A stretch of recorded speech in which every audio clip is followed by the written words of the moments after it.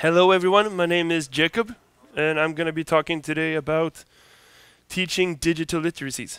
And first of all, excuse me for sounding a bit weird. I'm having some kind of allergy problem, so I might be coughing and stuff. I'm sorry.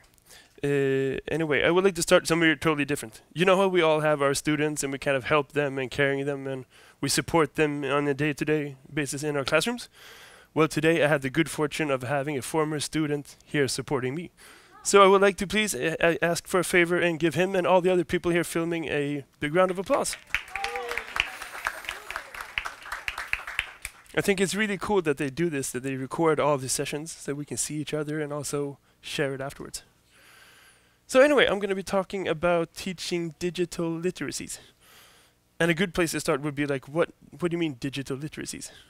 And this is something kind of new and kind of fashionable, so there's a lot of different ways of looking upon this. And I was Googling around before, like, what would be a good definition? And I actually found two different ones that I would like to kind of start off with.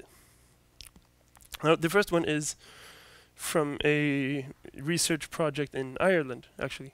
It's a researcher called Leo Casey from the National College of Ireland, in collaboration with an American researcher from Illinois. I think it's pretty nice, especially the last kind of sentence. It has always meant the ability to read with meaning, with the emphasis on the meaning part. I think it's making things meaningful that is the essence of digital literacies, somehow. The bottom one is the definition from Wikipedia, which is maybe, because of Wikipedia being big, a very common definition, I would say. It's pretty nice, I like it. So anyway, before I go any further, I would like to say that all of my slides, or a version of my slides, will be available at my website and also on slideshare.com. So you can go in there and download them if you want to. Yep. So I would like to start off with some background. I'm not a researcher at all. So I would like to make that clear. I'm a teacher. I teach at this school. It's a primary school just 13 kilometers away from here. It was built in the 1830s by a Scottish immigrant. He built the entire city where I work. He built the factory, he built the houses and the homes for the factory workers, he built the church, he built the school a couple of years before we had mandatory public education in Sweden. He built this as a kind of a charity project.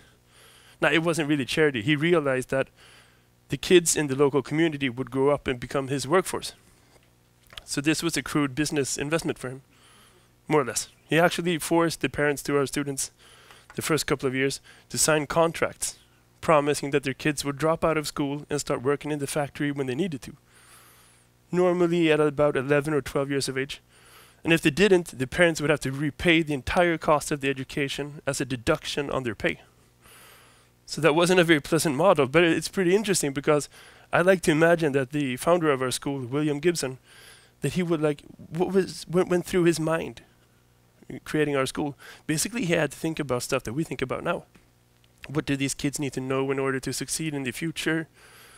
Like, what skills and competencies will be important for them? And basically, that is also the essence of our discussions today, 177 years later. But our approach is a bit different, right? Yeah. So I work here.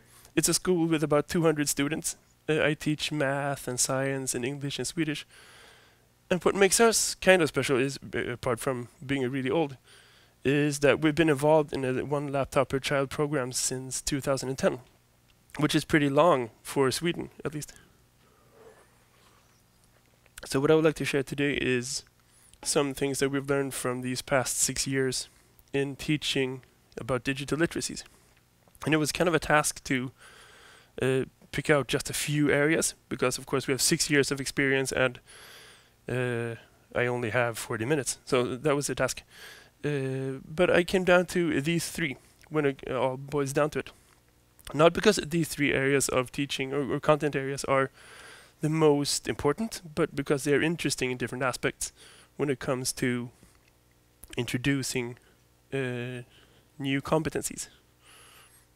Oh, sorry, there's a lot of things that we can do to teach our students that doesn't really introduce anything new, is my point. And these are three areas where we get something extra. And I'm not going to be talking that much about like how to do it or what methods we used or whatever. I'm going to try on focusing on some things that we've learned from this instead and kind of shift it that way. And there's going to be a little bit of research, but most of it is going to be my experience and my coworkers' experience. And I would love to kind of have a discussion afterwards if any one of you know any research in this field. So that's about it. But of course, there's a lot more to say about these past 6 years, but you know, in order to kind of narrow it down a little bit. So I'm going to start about talking about web publishing. A quick survey. Has any one of you ever heard about the American media theorist Douglas Rushkoff? No.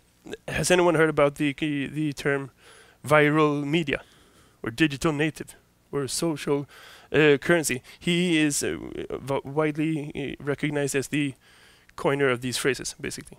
He's an expert in media and technology and culture. So he's not an educational researcher, but he's been writing like 10 books in the field of media and culture. Douglas Rushkoff. Yep, this is him. His basic idea is that every single time we experience a technical breakthrough, it changes us. It essentially changes us. It changes us physically, mentally, psychologically, culturally. It will change the way we act as humans. And through history, this has actually turned out to be true. When we mastered fire, we started cooking food. And essentially, we started breaking down food before eating it. That has changed our teeth. That has changed our intestinal systems. We know that when we, in different steps, have mastered text, from writing very crude things to developing letters to making books, that has changed the way we process information and the way that we remember stuff. Just the other week, I committed to a conference in January. Imagine having done that a couple of 100 years ago. No, that would never happen. I mean, babies being conceived this weekend will have been born before I go to that conference. That's a pretty amazing idea. And before I would have to walk around, go January, January, January, January, January, always reminding myself, right? That would be like the one idea, to be able to pull something like that off. So it changes the way we act as human beings, every single technical breakthrough. And he specializes in the digital technical breakthroughs. And his idea, his hypothesis, I guess, is that it changes the way we think. His idea is that our thought process will no longer be individual. Of course, it's going to be impossible for you to take a walk and sit down somewhere on a stone in the middle of the forest and just, okay, wait, I thought about something. But the main thought process that we have will be collective, because that is the way that machines work. And we will have to adapt to that, because that is a much smarter way of thinking. Say, for example, that I would ask my phone, hey Siri, I want to go for sushi for lunch. Do you know any good sushi places around? My phone doesn't know that. It has no idea of answering that question. My phone doesn't even know what I'm saying. It has to connect with some computer in California. That computer has to translate my text into computer stuff. And that has to go online, ask a bunch of different computers all over the world about sushi and about Gothenburg. Some of them will connect some information and feedback it back all the way back to my phone. And that's the way that my phone answers. And we need to think in similar processes, in similar ways, in order to be successful, is his point. So that is kind of his quick summary of Douglas Rushkoff. And I think that it's interesting when it comes to web publishing, because at least in the Swedish context, we can see that web publishing is growing by the numbers every single year. It's tens of thousands of students in Sweden involved in some kind of web publishing project.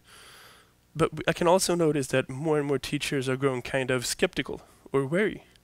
They're wondering, partially because of privacy reasons, they're asking the question, why should I publish my students' works online?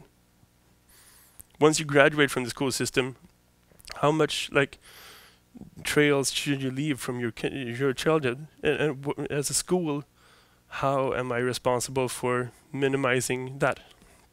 That's one thing. And the other thing is that the kind of novelty of publishing for the entire world is kind of wearing off. When we grew up, it was the coolest thing. Hey, you can write something and somebody else and the rest of the world can read it. That's so cool. Today, kids, their entire lives have been that way. That's not something special. That's not something that will make them wow. And we're getting to a point where also teachers are kind of not surprised and not amazed about that anymore. So web publishing is kind of tricky, but my point is that these collective thought processes where we think together and we think about smarter things, we need to have projects like web publishing in order to get to that. Consider for a moment the traditional way of doing business in a school, like when my school was built. I would give you all a task, you would do it individually, and I would take it in, I would grade it, give it back. There's nothing collective about that at all, apart from maybe if you two were to cheat. That would be something. But otherwise, no. But in a world where we publish more stuff online, we can actually achieve an education of that kind of thought process that Douglas Grushkov asks. So that is kind of my point. And to kind of take it down a notch, I would like to present one of the web publishing projects that I've been involved with my colleagues and our students.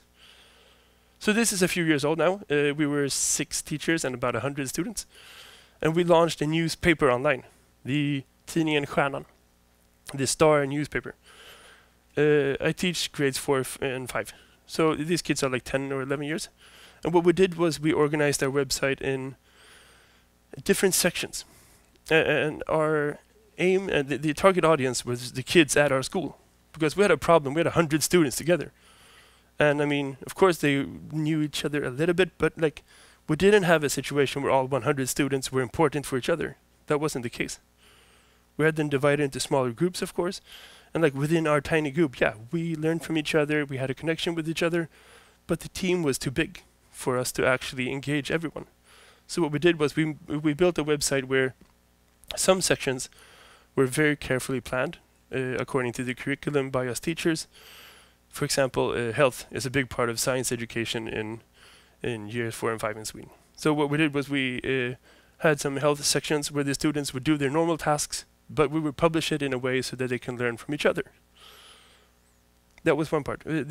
Some other sections of the website, for example, over here, we had more kind of free articles, or like the student-engaged articles, where they got the opportunity of writing whatever they wanted, basically. This is in Swedish, but our most read free articles would be top 6 superheroes, because some students were really engaged in superheroes. And that sparked a big discussion with other different groups. No, Batman isn't the coolest one, this one is the coolest one. And then they had a huge discussion. The second most read article is a review of a theater play that some kids put up in an after-school program. The third one is an article about how beans can make you live longer, eating beans. And the fourth one is an article, a critical review of our school cafeteria.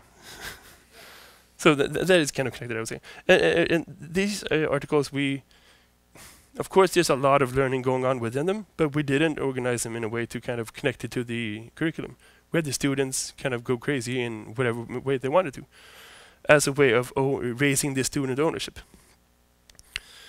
And then we have some different, the third kind of areas in this website where we found student-initiated articles that were particularly interesting, and we kind of put a spotlight on them.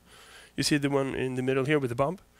It's an article about how undetonated cluster bombs in Iraq are killing kids.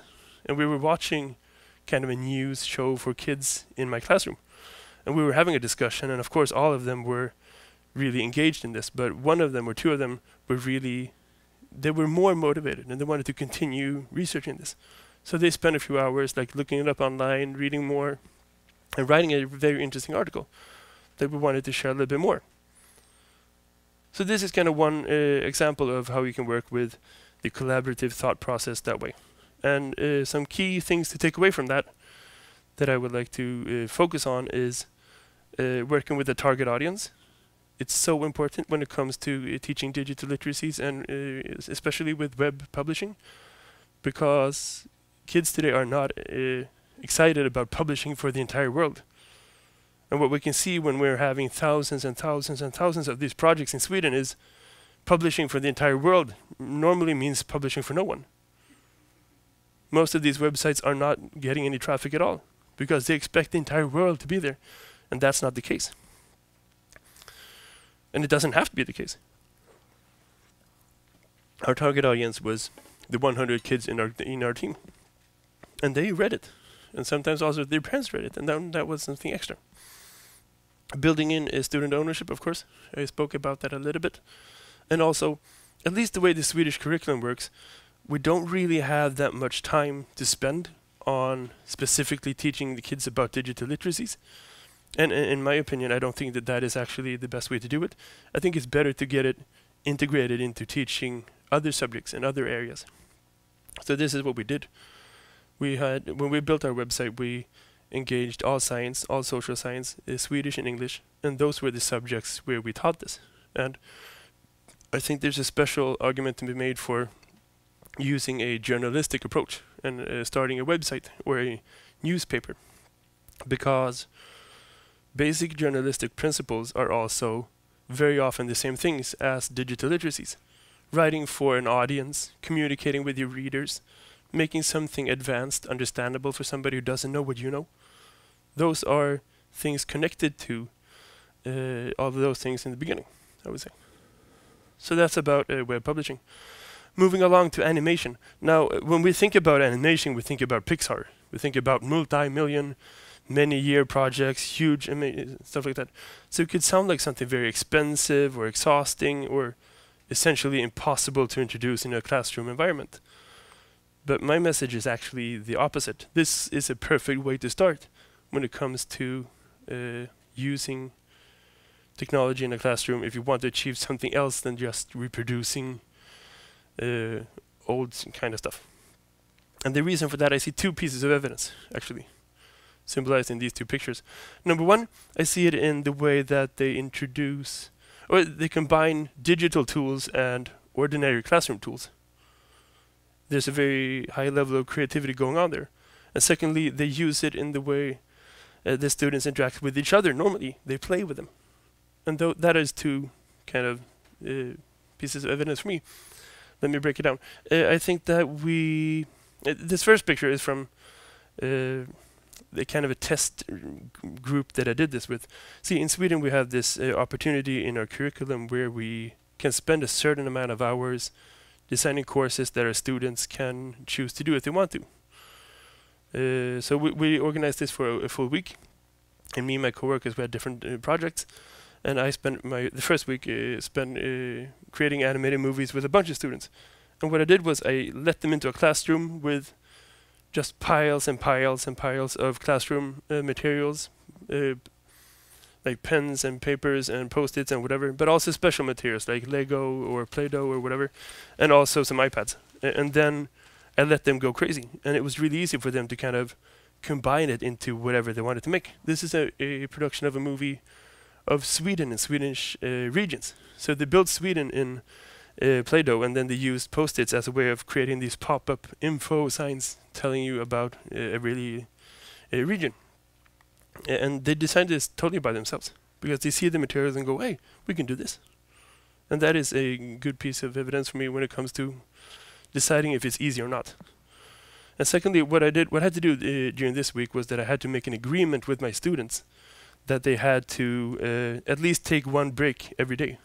Normally they had like 3 or 4 breaks. They're always longing for breaks, just running out. But here I had to make an agreement with them that, okay, at least once a day you have to take a break, because you go crazy after 6 hours of doing the same thing. So what I noticed them doing is that they were going outside, picking up their cell phones and continuing during their breaks. So I was about to tell them to stop it when I realized that they were actually engaged in their normal role-playing games, but it was enhanced with the same kind of tools and softwares that we were using in classroom. So, okay. Play and work is 2 different things, and it's important to separate it. But in my mind, tools that are good enough to play with are also good enough to use for learning. And I think it speaks a little bit to the easiness level of animation. So what we did was I put the students up to making animated movies, but with the idea of actually telling stories, because that is essentially what it is.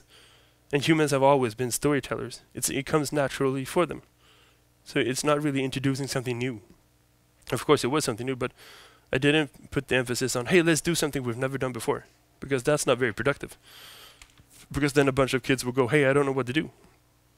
But if you ask kids, hey, tell me a story, they're just going to get at it because they do that all the time, and they do it from a very early age.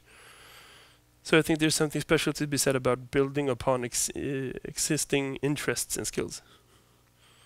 And designing a project within animation is really great for that.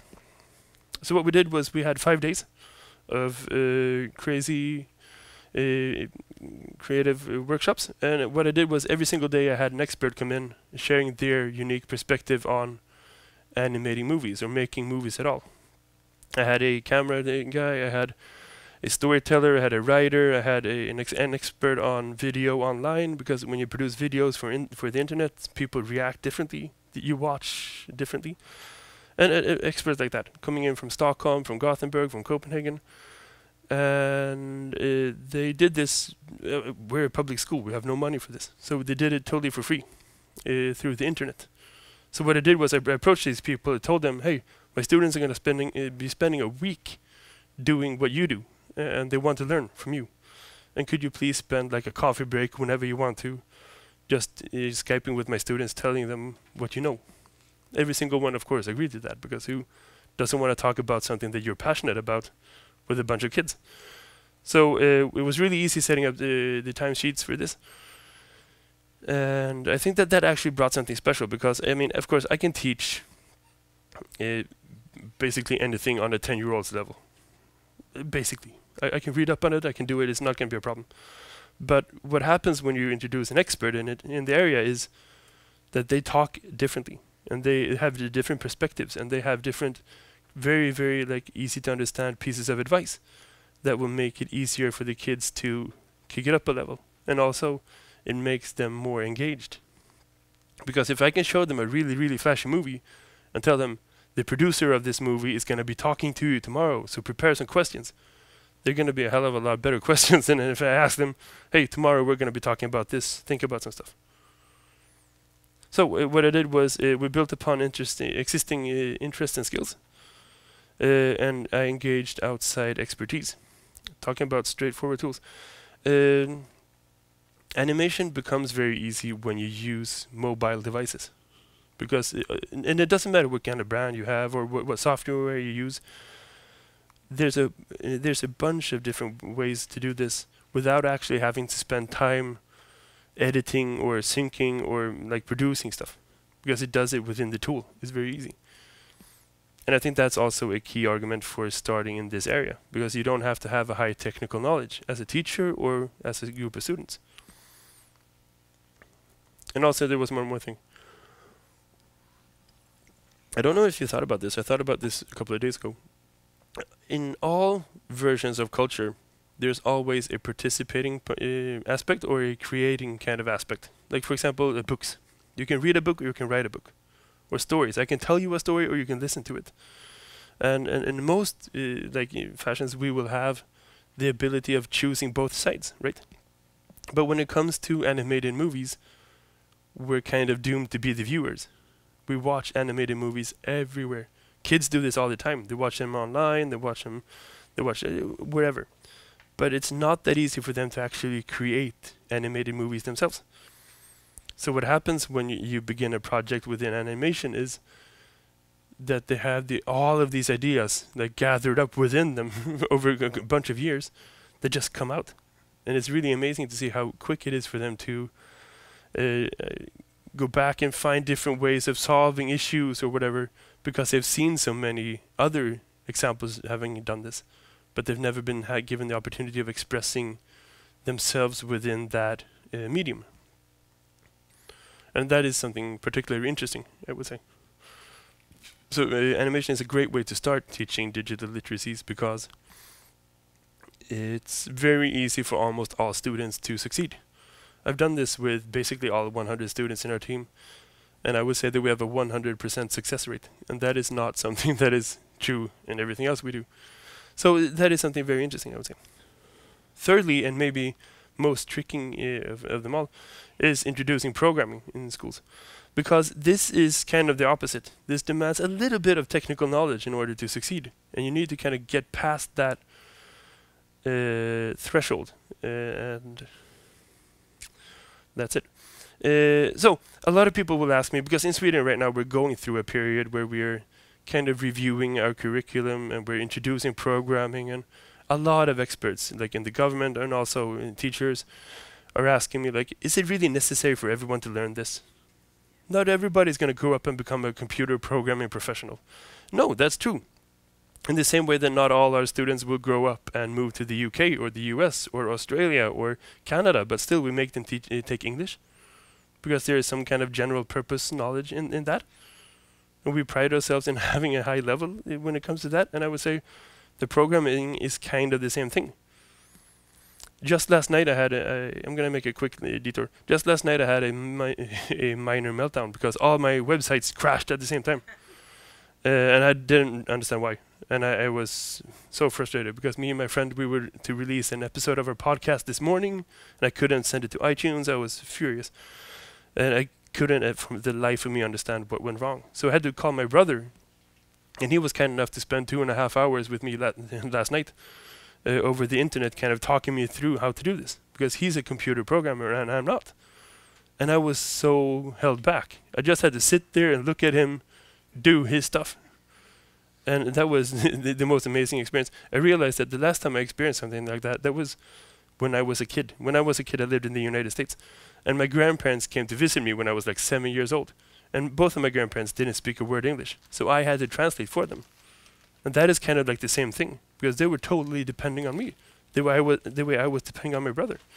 And I think that that is not really a good way of having a society where we don't know how to fix these kind of things. Anyway, as a detour, programming, yeah, I would say that everybody has to learn basics of it. And in Sweden, our curriculum doesn't include anything about programming, and it will soon after the summer.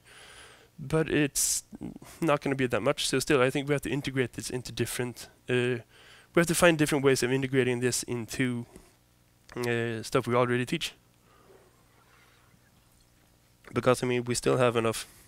Before introducing programming, we still have enough things to fill every single class and more.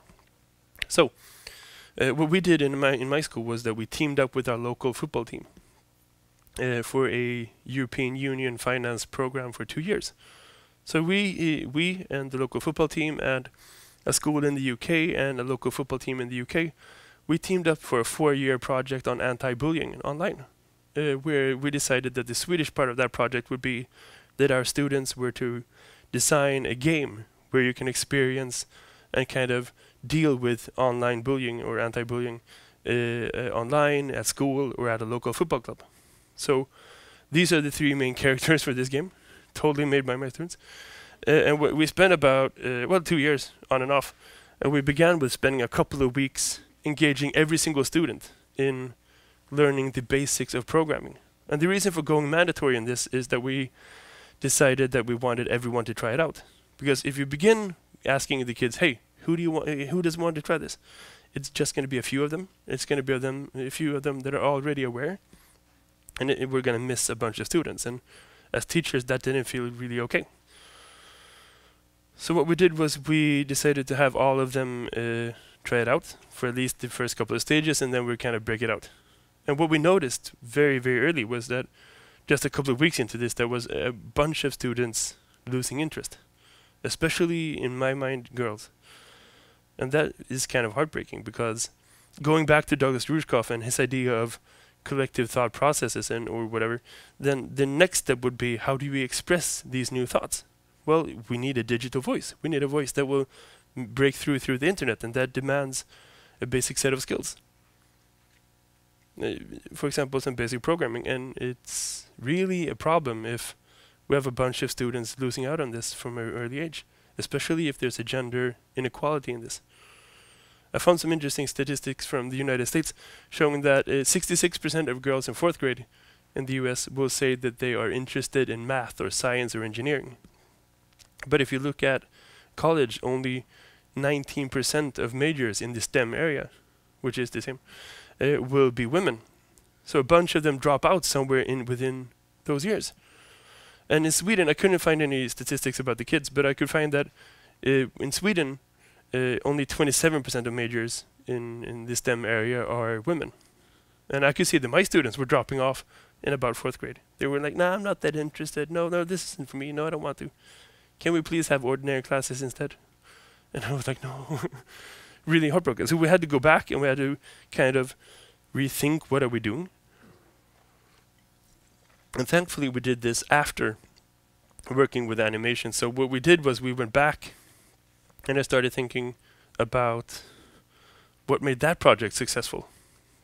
And then I realized that it was not focused on the methods, but the outcome, about storytelling, about making music, about telling stories, about making movies, about making games, about making things instead of the actual programming.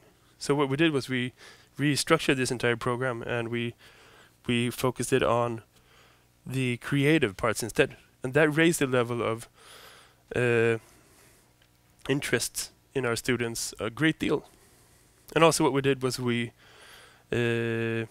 introduced programming as a way of making real life objects work instead of just having it on a screen and just having it abstract. We made it like physical objects working thanks to making makers or whatever to make it more easy to understand for beginners.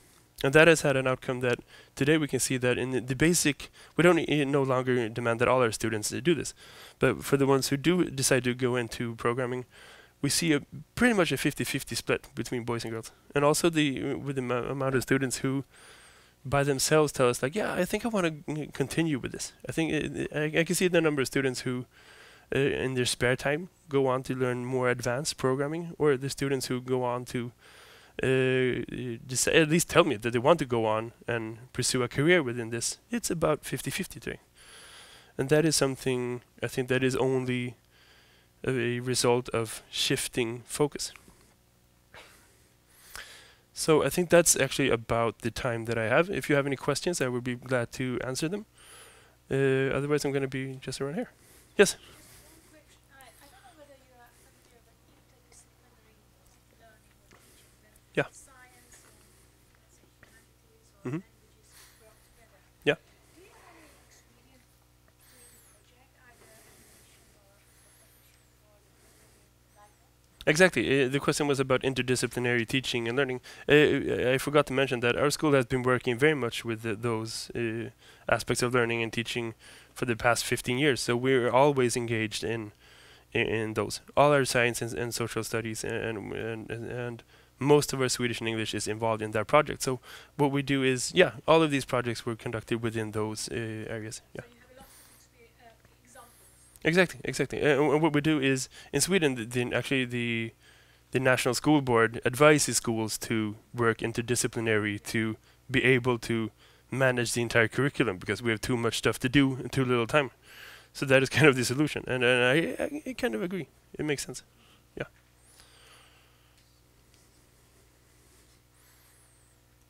Anyone else have any questions or so? No. Okay. So thank you for coming and listening to me, and have a great afternoon.